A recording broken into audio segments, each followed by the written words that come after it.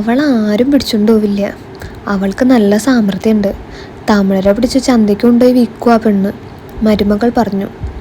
അവരുടെ വീടിൻ്റെ കിഴക്കേ വശത്ത് ഒരു തോടായിരുന്നു. മഴക്കാലത്ത് അതിൽ വെള്ളം നിറയുമ്പോൾ അതൊരു പുഴയായി രൂപാന്തരപ്പെടാറുണ്ടായിരുന്നു. ആ കാലത്ത് അത് കടക്കാനായി തോടിൻ്റെ മീതെ ഒരു തടിപ്പാലമുണ്ടായിരുന്നു. തോട് ഉണങ്ങിയ കാലത്ത് എല്ലാവരും അതിൽ കൂടി കല്ലും മണ്ണും ചവിട്ടി നടക്കാറുണ്ടായിരുന്നു.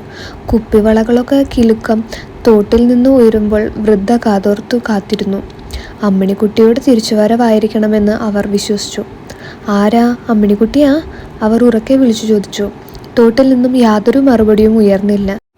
വൃദ്ധയുടെ മരുമകൾ പടിക്കലേക്ക് നടന്നു.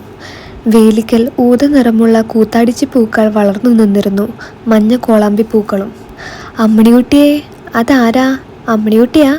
ചാലിയാത്തി കുഞ്ഞു ഉറക്കെ വിളിച്ചു ചോദിച്ചു. അത് അമ്മിണിക്കുട്ടിയല്ല അമ്മേ, അതൊരു കൂട്ടം തമിഴത്തിയോളാ. പണി കഴിഞ്ഞ് ഒലയ്ക്കാൻ വട്ടിയുമൊക്കെ എടുത്തു പോവാണ്. മുടിക്കെ